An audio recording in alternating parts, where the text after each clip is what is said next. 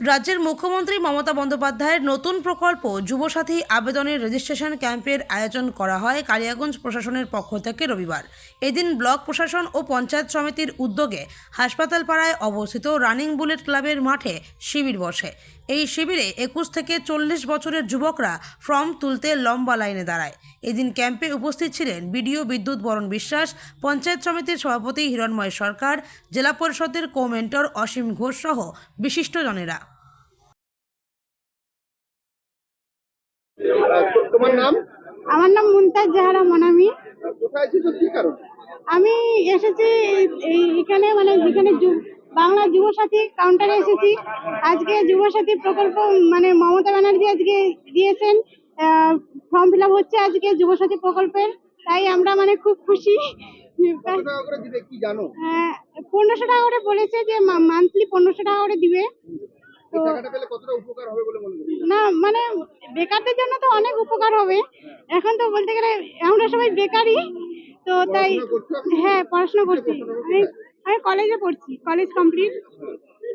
এই টাকাটা পাওয়াতে সুবিধা হবে অনেক। হ্যাঁ, অনেক সুবিধা হবে। ফর্ম ফিল আপ করতে এসেছো? হ্যাঁ, আচ্ছা।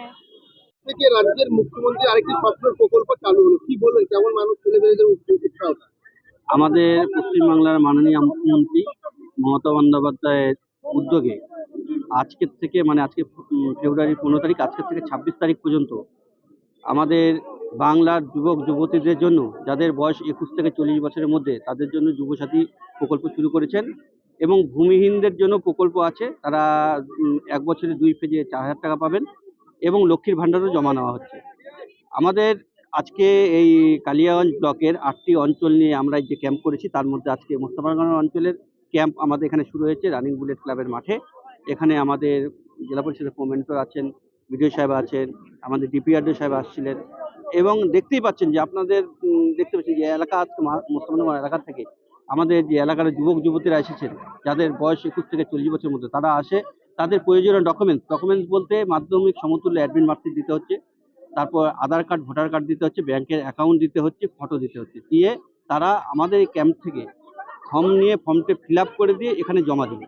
এবং মাননীয় মুখ্যমন্ত্রী মমতা বন্দ্যোপাধ্যায় তাদেরকে পার মান্থ 1500 টাকা করে 5 বছরের জন্য দেবে। এই জন্য মাননীয় মুখ্যমন্ত্রী মমতা বন্দ্যোপাধ্যায়কে কালিয়াগঞ্জ পঞ্চায়েত সমিতির পক্ষ থেকে আমি সাধুবাদ জানাই, এত সুন্দর একটা প্রকল্প নেওয়ার জন্য গ্রামের যুবক যুবতীদের জন্য। এতে আরও ভালো ভালো প্রকল্প মাননীয় মুখ্যমন্ত্রী মমতা বন্দ্যোপাধ্যায় আগামীতে নেবেন এবং ভালো ভালো কর্মসূচি নিয়েছেন যে আমাদের বাংলার মানুষকে এগিয়ে নেওয়া যেত। এই জন্য আমি কালিয়াগঞ্জ পঞ্চায়েত সমিতির পক্ষ থেকে